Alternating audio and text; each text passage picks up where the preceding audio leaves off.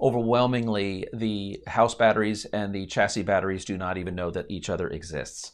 They do have some isolation relays that they can bind them together, but follow with me on this. You've got your starting battery. So the quick answer to you is you just take some jumper cables or something and just kind of connect them together. That'll be enough to keep them trickle charged throughout the winter. That's your simple answer.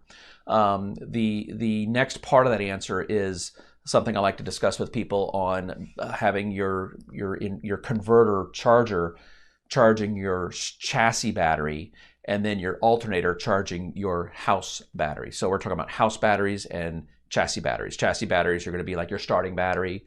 That's a starting battery, and the house battery is usually a deep cycle battery.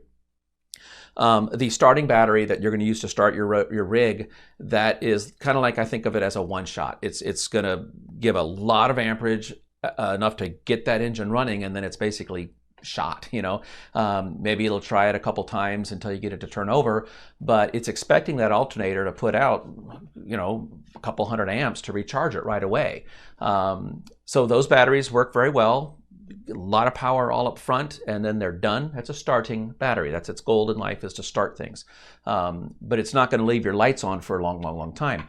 Deep cycle battery on the other side of the house there is once it'll give you, you will destroy it if you try to start your engine with that house battery, but it'll run your lights and your furnace for hours and hours and hours and do just fine. So there's your two differences on the seesaw of batteries. One's for a quick shot, get it started, and then it's dead. It needs to be recharged from that alternator. The other one, low and slow, long and steady, discharged over a long period of time, and then it wants to be charged back. Usually in your house battery, they have three phases. You have the float, or the bulk absorption and float, okay? And then you have the equalization. You would not use those techniques to charge your starting battery. You would use those techniques to charge your house battery.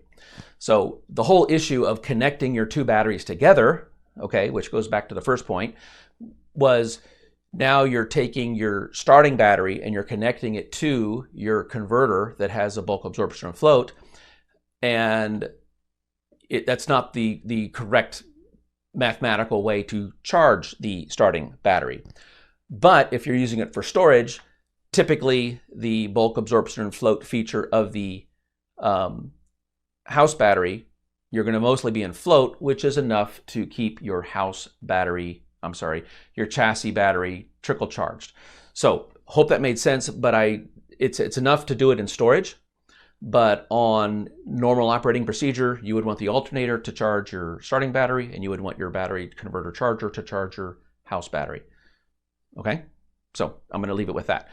So landing my plane, sure, take some jumper cables during the winter time and just clamp onto your chassis, clamp onto your house. You'll be fine. Just leave it that way for charging, maintaining, if you will.